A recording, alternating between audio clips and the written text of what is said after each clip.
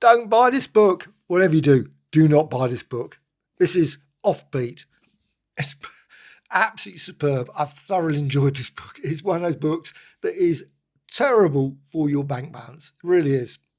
Think you know British cinema? Think again. Well, there's quite a few films in here that I actually recall. Many of them I've never heard of.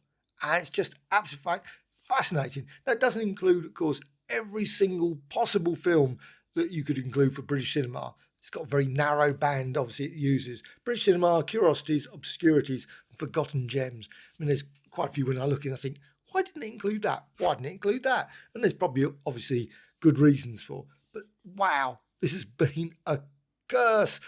Certainly for my... Yeah.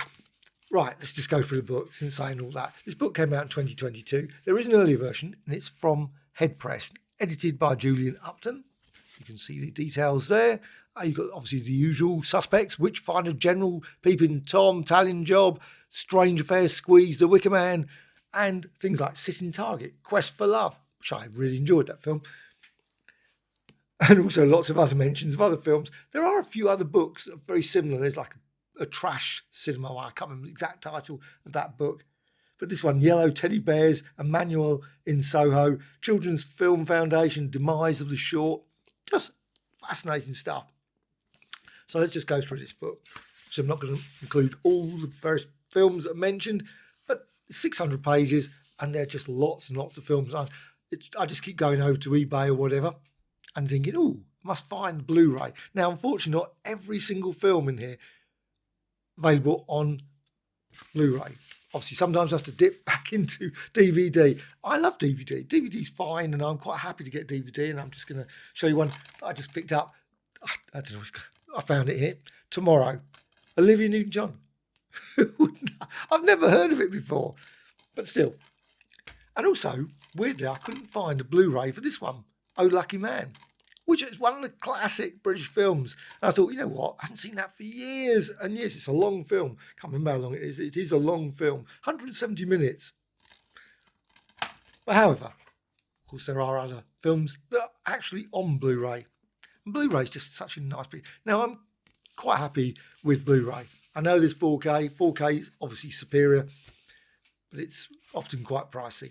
So let's just go through the book. And you can see a real long list of all the various films. And there's some films, of course, that do turn up quite regularly on things like Legend Extra and, of course, Talking Pictures TV. And obviously the picture quality on those not going to be as good as Blu-ray and all those things, but that's why I like to get the Blu-ray as well.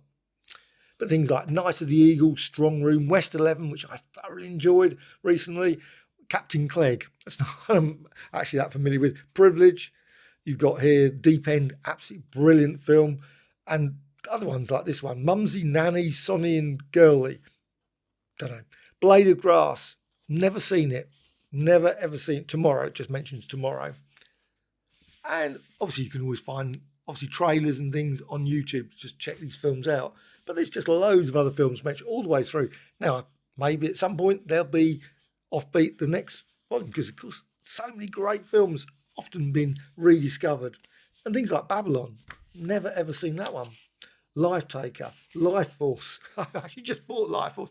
I think it's probably going to be a terrible film, but I'm just going to watch it. It's one of those things that maybe I shouldn't watch it.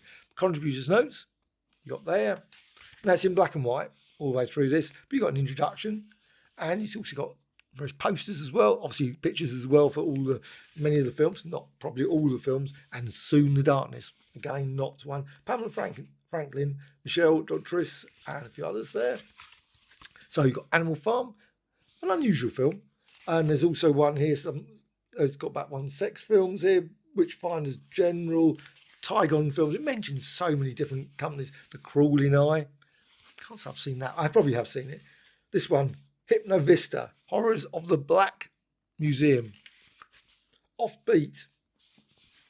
You can see what time. Okay, Offbeat there. I love that one. But there's loads and loads of films. Today I've just ordered a couple more, and I think, I'm looking forward to those. The ones that Devil Doll, not that one. I haven't ordered that one. I'm certain it's going to be Privilege. Did enjoy that film. That one, of course, Manfred Mann, obviously Paul Jones there, Gene Shrimpton. The Touchables. Not familiar with that one. So it's got loads and loads, and Soon the Darkness.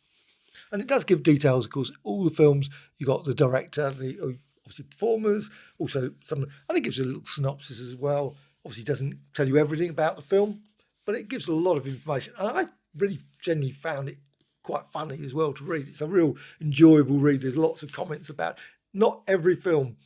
Sometimes when I do my own film reviews, because I enjoy most films, I turn around, do reviews about. I'm really worst in the world for reviewing in that respect, because my lover, my son. Well, okay, my lover, my son. It's also got obviously another one there, and also Fly to the Doves. I remember that one.